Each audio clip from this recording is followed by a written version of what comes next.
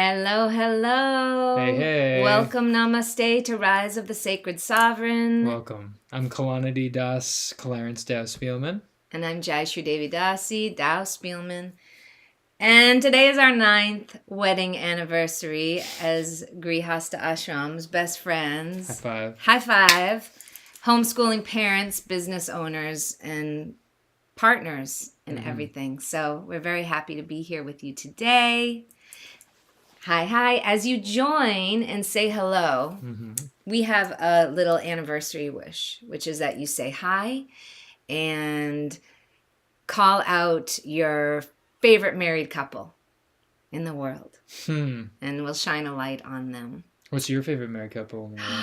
That's such a big question. Well, we are my aspiring favorite married couple in the world, but my parents are definitely my favorite. Oh, that's too and sweet. Happy anniversary to our parents, to Marge and Jerry. Today is also their 16th, way longer married. But anniversary. Happy birthday. Happy birthday to my brother Jordan. A lot happens in one day. Yeah. So we got married 9 years ago, and it was a sacred event. All glories to Srila Bhaktivedanta Maharaj, and all glories to you. So if you haven't met us, my name again is Jayashree, and I have been a yoga educator and a spiritual mentor and an author for 15 years, a yoga teacher, and my husband... Kalanidhi, also Clarence, and we opened the Soul Culture Yoga School together 2015. 8 years ago. We led many retreats all over the world. I also mentor and coach and work with young adults and teens on the autism spectrum.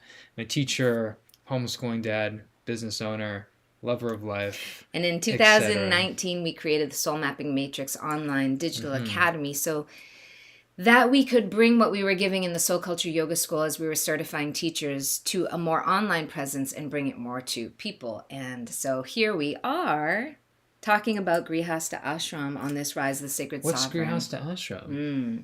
Well, first of all, we are wishing you all the bliss and sweetness and kindness that you could possibly have at this time.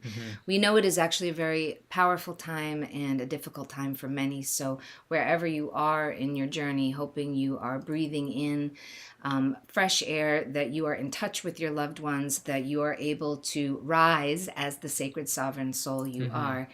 And just many wishes to you. So grihasta ashram, we always give glories to our beloved Gurudev and to the lineage of Vaishnavas that are in our yoga line. But we also give, as bridge builders, honor to many, many couples that we have seen grow and ascend together in this world. And grihasta ashram is the ashram or the temple of marriage and family and service to community. And this is Narayani. And of course, she is our little worshipable Ishtadev. Yes. Hi. And she is a big... Oh, careful, honey, remember? Just be careful of hitting the camera. So, what do you want to share about grihasta ashram? Grihasta ashram. Well, ashram for just... So ashram is shelter. Ashram it's a beautiful idea from Vedic culture that there's always a place for us to be safe and happy and thrive. And what is that place for each of us? And for grihasta, it means to hold. It means to hold in our hands. And what are we holding? We're holding space for all our relationships. We're holding we're holding it down, right? We're holding the fort. We are having jobs. We are participating in the economy. We are participating in dharma, of social values, of the fabric of society. And we are meant to be pillars of the society. And we're meant to participate, but also to be bridges to spiritual life. Beautiful. To be in the world, but not of the world. Yes. One of the preceptors or amazing teachers in our lineage is Srila Bhaktivedanta Thakur, whose job was to not only hold down being a magistrate in the court, to have 12 children. He wrote hundreds of books, and he was a pillar in the society.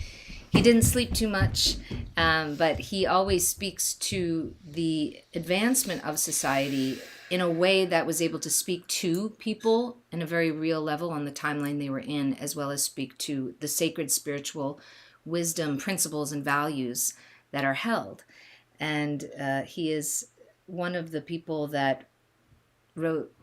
He is the creator of. He wrote the Jiva Dharma, and the Jiva Dharma is the sacred wisdom of the soul living in the world. And so I think of Grihasta Ashram as, yes, that bridge to not necessarily being a pure, perfect devotee or person, but to being a real, authentic wisdom keeper and kind of being in the world but not of it on the perimeter. So some of the values. Yeah, well, maybe not on the perimeter. We're right in it. All right, Grihasta's so that's the truth. In it. There's no perimeter.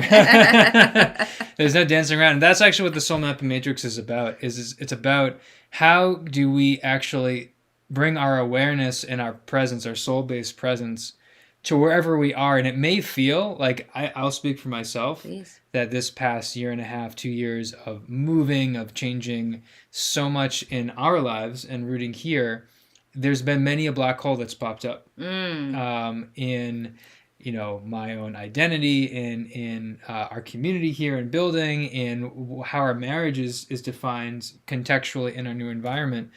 And that has felt like being on the periphery or being on the outside or being on the margins or being in no person's land. And the Soul Mapping Matrix, the fundamental shift is that wherever we are, and it could seem dark, right? It could be a dark night of the soul, a mini one, it could be a big one. It's exactly where we need to be to simply hold space and to take a stand and feel and just keep it simple. Like, keep it simple, stupid. Like, just show up and feel. You know why I'm laughing, right?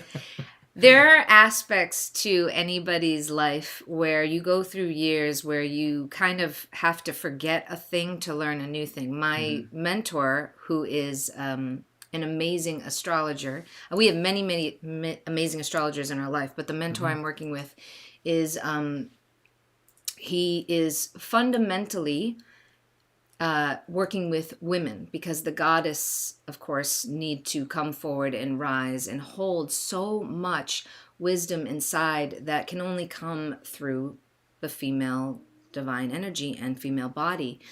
And of course, saying this, we all know that we have been programmed or put asunder ideas that have perverted the truth about our sacred divine paths, about our wisdom keepers, and not just that, but about the truth about that we are both one and separate at the same time. So as far as bringing forward the wisdom and the joy and the light, we created the Soul Mapping Matrix years ago as a little bit of a microcosm of the macrocosm, which is to say, not to speak to a goal of perfection, like I was saying before, or purity, but actually to talk to who is in the world and all those black holes, those dark nights of the souls, those places where we lose our awareness, where we're not able to shift to our core desire or our inherent nature, which is Satchit Ananda, which is eternal, blissful, and happy, and get lost. So there are those times where you can get lost in a marriage and where you can almost not see the big picture. And I think that's what I meant when I said on the periphery, because the divine will put us in a situation where we can grow and expand by becoming very, very, very small in our own world. Being in the audience rather than being on the stage, being on the field, right? Like, we can feel like we're not in the game anymore, but the game is always infinite, and it's up to us to aspire to play the infinite game. And that's what our marriage has felt like for the past year. Because we did something so big when we picked up and moved our whole life to New York from Massachusetts. It was like, the epic thing, and you're going to do the epic thing. We have been so busy talking to so many homeschoolers, so many folks at schools, sort of checking out schools, because of course we've been instructed to start a homeschool for so long. And we're also building a community here with our beloveds down the street at Bhaktivedanta, these wonderful devotees who are so inspired and want to create heaven on earth as well through sharing yoga lineage. And then we have all of our people in the healing world and in the Ayurveda world, who are really doing that bridge work that's so necessary to make that a reality in this time, place, and circumstance.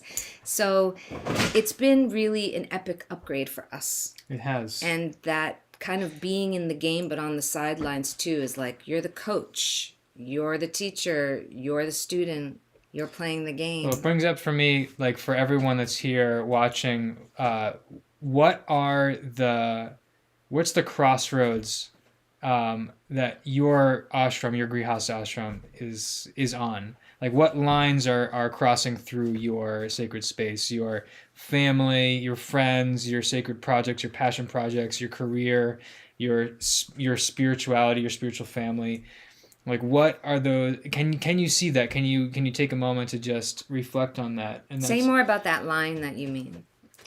So the lines are where our lifeblood is, where our energy and our intention is, and who is in our team, who is in our world, and all of the bridges that we're building to all these. So we're like a node in the network of consciousness. Oh, you're talking soul mapping matrix right now. Well, not just when we're always talking soul mapping matrix, but just what we're reflecting on, and reflecting on all these different parts of our life, which has always been there because we've always been creative partners. We've always hosted programs in our home. We've always gone big with the family to include everybody. We opened Sanctuary Yoga and Healing. We're about including and about having. Only recently. Well, we believe. I would say we both. One of the things that brings us together in our core is a belief that bringing people together and bringing people together in soul consciousness is not only what makes us happy, but it's what is good for the world and is what is going to actually move it. It's like forward. Why we're here. Yeah. It's why we're here and why we believe everyone is here as human beings on the planet. We're all souls. All animals are souls. We're all here to have soul culture together and to build a soul culture together. Absolutely. So everyone that is in that has a house or that is just trying to make it in the world, it's not just about survival, but it's about what threads are you weaving in the sacred tapestry of your life? It's beautiful. It's true. Mm-hmm. In yoga school, when we were certifying people, we just did a kind of recap of all the trainings we've done since 2015. And we were recapping about soul mapping matrix, and we were dividing all the processes of the academy up and going to expand. And we've been talking to our very close core about how we're doing a hybrid coming up soon of the mentorship program, which is becoming a certification mentorship program, because teaching people how to hold space and like hold and empower themselves really is a very grihasta ashram process, because in bhakti we talk about tolerance so much. But the tolerance necessary to also move forward into your own self-care practice is very difficult. And when you have a guru, or when you have an ideal, or when you have an organization, or just beliefs, you know, even if they're the most positive, expansive beliefs in the world, which of course we believe Gaudiya Vaishnav Bhakti is in its core essence, we also know that all of the medicine tools that came before to get us where we are, sacred medicine tools, sacred medicine, all the native lands, which all the like aboriginal native lands all over the world, we are all talking about all of that.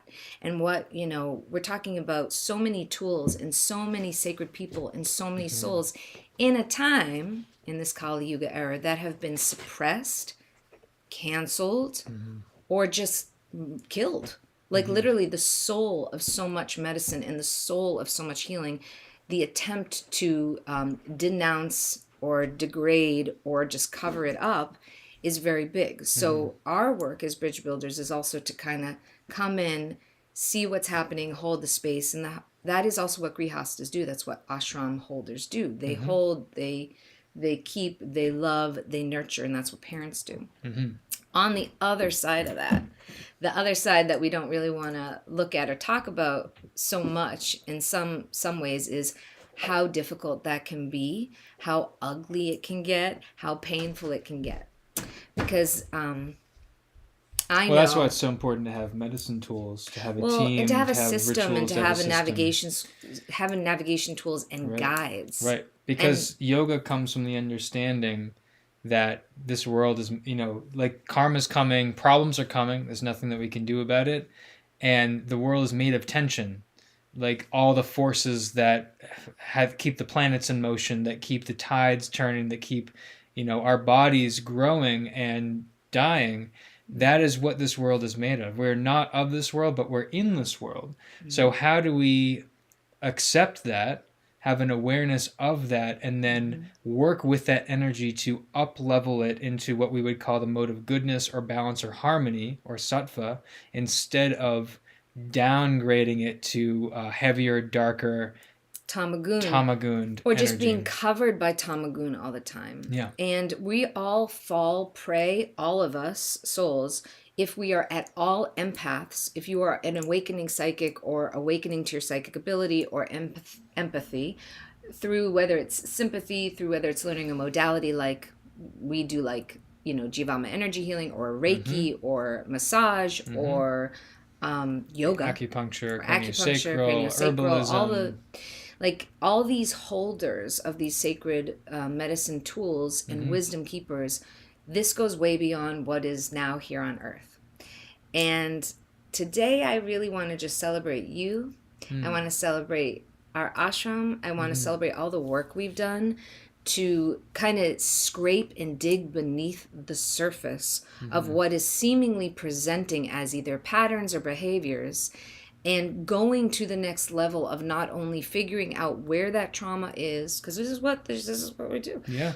We figure out not only where the trauma is and process it in a way where we're, triggering each other perhaps just enough to get to under the surface. Like you have to, well, the right? trigger prompts us into a deeper state of feeling and wholeness, right? And again, going back to what you said, it's all about remembering to feel. Yeah. And if we are not feeling our inherent sat or chit or ananda, and that's okay to feel.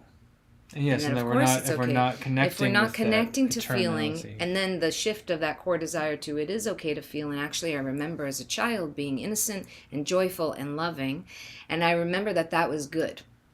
And not believing in the lies that have been put upon us. And just to say it, like, I just call it what it is, because we all know, like, lust, anger, envy, greed. I grew up in a house that, and props to my mom, because she's such an amazing person and so humble, but also powerful and lion-like in the way she can hold. That generation didn't speak about certain things, and if they did, they didn't really go back and talk about it again and again. But the truth is that if you have like a boil or a virus come to the surface of the skin and you heal it properly at the root, it probably won't come back again unless you take a medicine or do something that brings it back, which happens. So if you can get to that root and really go there, right, that is the work of soul mapping. That is the work of Vedanta. That is the work of healing, and what we look at in Ayurveda and other holistic practices. It's also what we look at on a psychological level. And that psychological level doesn't have to be scraped at or triggered over and over again in a marriage unless it's something that has come up after a very long time. In my childhood growing up, I wasn't really allowed to say the word jealousy.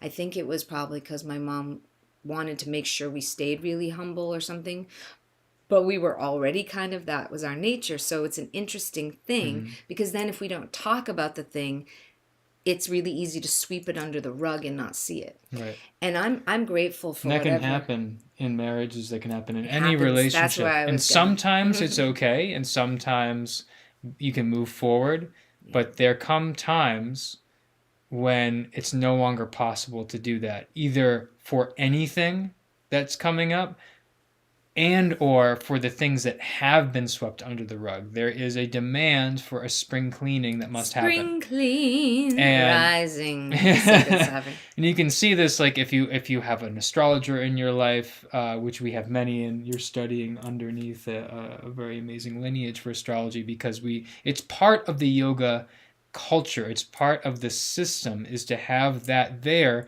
not to feel like you're overly dependent upon it, but to know when these periods come in so that you can work with it. And we've known that some certain periods have come in for us at certain times. Didn't mean that we didn't have to put in the work and that it wasn't difficult, but it gave us a context and a frame that we could tap into that helped keep us on track to radiate positivity and abundance. And remember that we're here to practice magic and devotion together, and ultimately to serve and share and then repeat what we've always done all along, which is to do that. And when we were instructed to work with couples, we were instructed to put that out in the world. We were very humbled by it. We didn't really... I'm pulling you into the frame a lot. All right. We didn't really... I thought you were just giving me a nice little squeeze. Both hand. Achincha beta, a beta tattva. So I and Kala were both really humbled from that instruction, but we started doing it. And I just want to shout out today on our anniversary, I'm not going to say names, but the amazing couples we've been working with for years who have shown up and then evolved, and some of them have joined us here at Bhaktivedanta for retreats and at our home here in Narayani Bhavan at Sanctuary Mission Trust. Some of them are like, I'm happy to say 100% success rate, and everyone moving through their relationship stuff. But in soul mapping, I've worked with, women and men over the past 15 years who have been going through divorces, of course. Yeah. And usually, like, there's a place where okay, this is happening. If I don't move forward, I will not heal from this. I know from my deep-rooted therapy of many, many years before I got married, which is, hopefully has been very helpful. Jury's still out on that. No, it's been so helpful, obviously, and I bring it back. I mean, I would say of 10 years, like we would probably didn't fight too much or what it looked like fighting, but the deep-rooted things that come up from generational issues, trauma, and family that were highlighted like a plate of good cheese from this past 2 years and this awakening we're all going through globally. You get to see everything bubble up to the surface, right? And that's exactly what happens in the yogic process. We get to churn the milk to become the butter, to get the ghee. You have to see all the impurities come up to the top, and marriage will do that.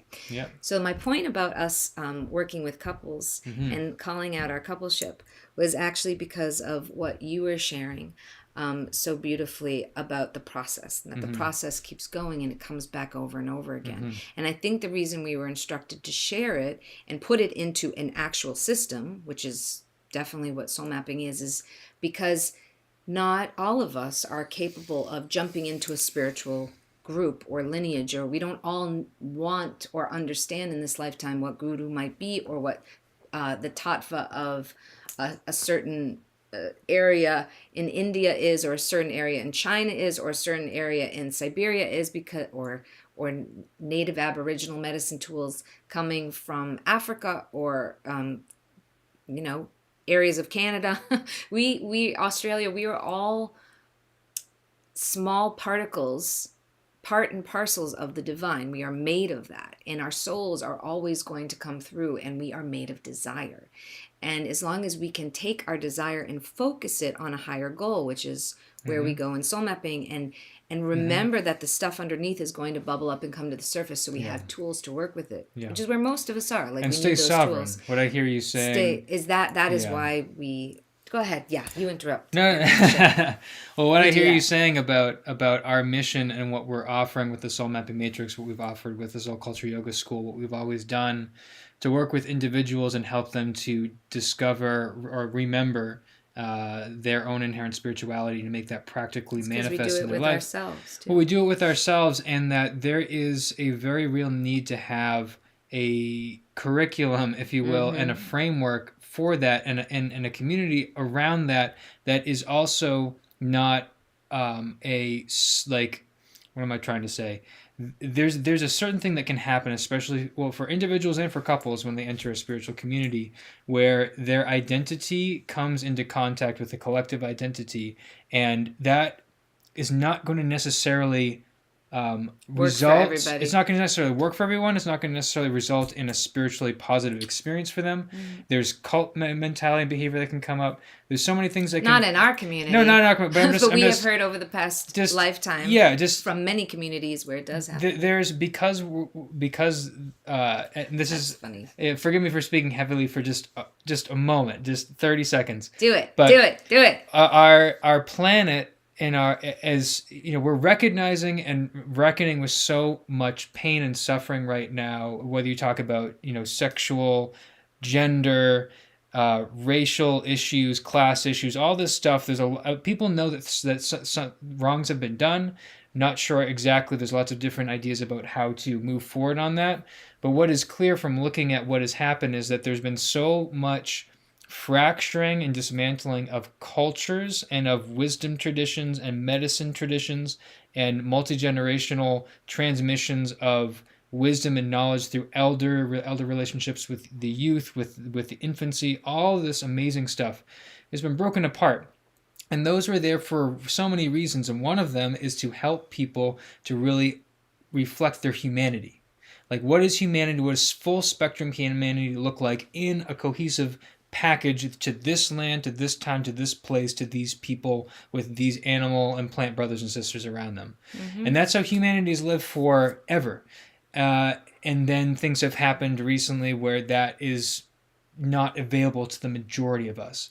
And a lot of us have done our best to try to find something that is going to give us, which inherently in our DNA, in our spiritual memory, we know that is our divine birthright, which is to be fully human and to be seen for who we are. And that takes, as they say, a village to reflect that. So we do our best to do it. But we're living in a time and place and circumstance where so many of us are wounded and have so much trauma, not only from this life, but from our family and also for past lives, that can be very hard to deal with if you're trying to attach to a community, for example, or this project or a spiritual value or a spiritual lineage, without having the space held for us to also heal as we're doing this and recognize that there is a healing process that happens at the same time. So that is what we offer in the soul mapping matrix, because it is very difficult to hold that 3D material level of pain and sacrifice and generational trauma and not bypass it. So there has to be some middle realm where you're doing all the medicine tools, you're figuring out who your team is. This is the simple way of saying it, and what your daily ritual and practice is. And then always remembering, wait, this is coming from my soul. So having some understanding of gyan or wisdom or philosophy that has markedly lasted for eternity, not just like talking universal fashionable principles of the day, but universal principles that can be understood in every language and also through the heart. And that is why yoga is so awesome, for example, because if we are not feeling, then we are not growing. But to feel, we have to open up our chakras. We have to open up the levels of our meridian pathways and systems, and then we have our mind to deal with. And holy God, our mind. Holy God, our mind is not the same as intelligence. Mind is not the same as ego. So I love what you were sharing about, understanding that this is really the world we're living in, and that it's no longer, just hi Narayani. It's no longer just a hook or a fashion or, a judgment or a yoga is the process of building union to ourselves and to each other in community. And it goes on and on. Jesse says, to me, it looks like being stewards of land, beautiful versus ownership mentality. Absolutely. Looking for my perfect spot that would include an elder cabin and hopefully be a model of community for all. Jai, so beautiful. Beautiful. We love that. That's exactly what we did. And what we're hearing from beloveds, thank you for sharing that. We hope that for you too. And we always support all of the leaders and the community builders and the healers to come together and make that happen. That's literally why we became the first, and we're the only right now, householders in this area near an ashram, because householder with a child, I should say also. Because that consciousness has its own recognition of the soul value and what it is to actually be part of community generationally. Man, it's all about the elders.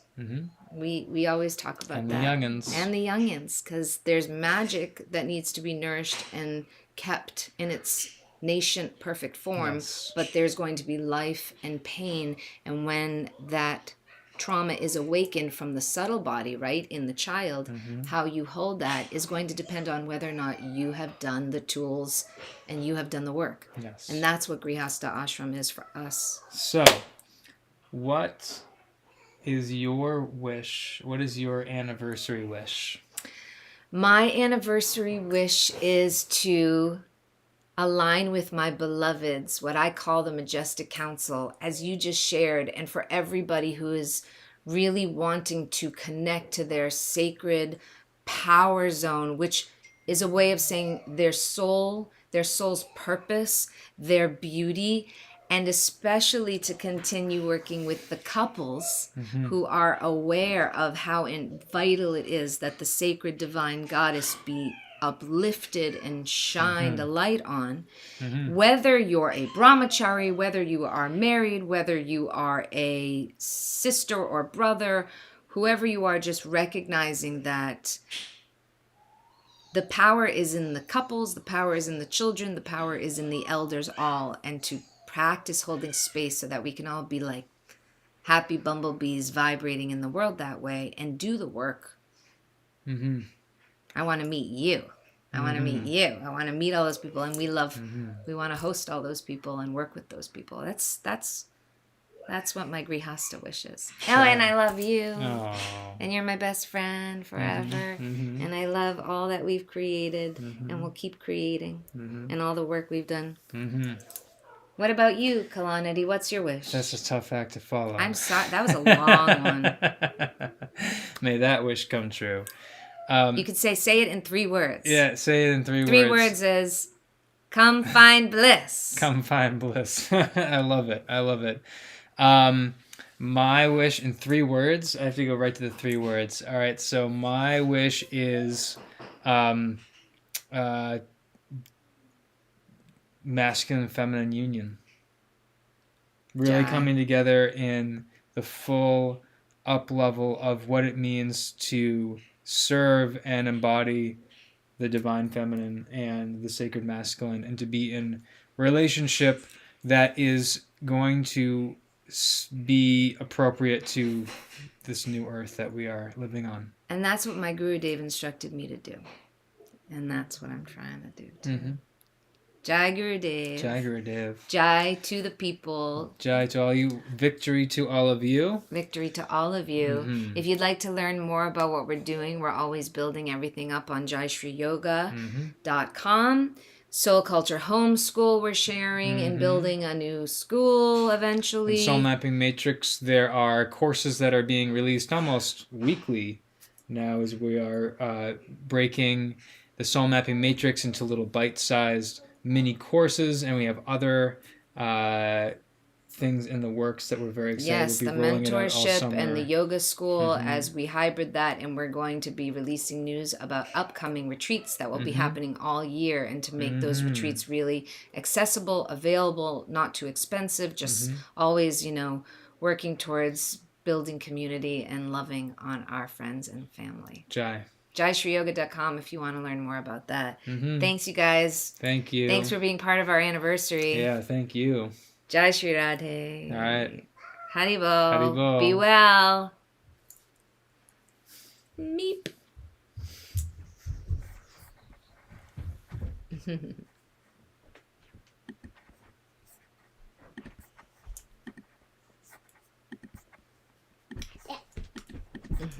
Daddy, Yeah. you have to come see something. Come see something. Okay, baby.